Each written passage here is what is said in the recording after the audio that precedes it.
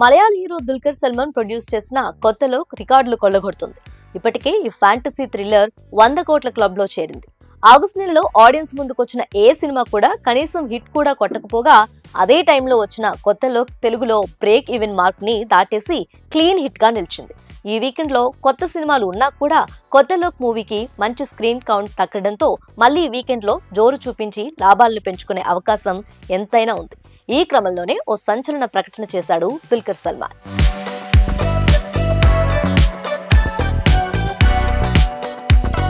Kalyani ప్రదర్శన్ main role లో మలయాళ industry నుంచి వచ్చిన లోకా చాప్టర్ 1 చంద్ర తెలుగులో కొత్త లోక్ గా రిలీజ్ అయింది. కేవలం 30 కోట్ల బడ్జెట్ తో తెరకెక్కిన ఈ మూవీ రిలీజ్ అయిన 8 రోజుల్లోనే 120 కోట్లకు పైగా వసూలు సాధించి సంచలన విజయం సాధించింది. Director Dominic Arun, cinematographer Nimish Ravi ఈ సినిమాను అద్భుతంగా తీశారంటూ ఆడియన్స్ చెబుతున్నారు. సౌత్ ఇండియాలో అత్యధిక వసూళ్లు సాధించిన లేడీ ఓరియంటెడ్ మూవీగా కొత్తలో రికార్డులు క్రియేట్ చేసింది. దీంతో ఈ మూవీ ద్వారా వచ్చిన లాభాలన్నింటినీ చిత్ర నిర్మాణంలో భాగమైన ప్రతి ఒక్కరికి పంచుతానని ప్రకటించాడు ప్రొడ్యూసర్ దుల్కర్ సల్మాన్.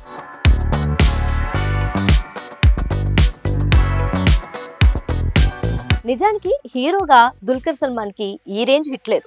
నిర్మాతగా కెరియర్ లోనే పెద్ద సక్సెస్ అందుకున్నాడు.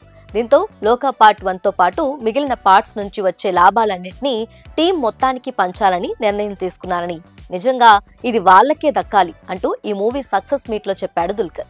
ఈ కామెంట్స్ ఇప్పుడు టాలీవుడ్ లో వైరల్ అవుతున్నాయి.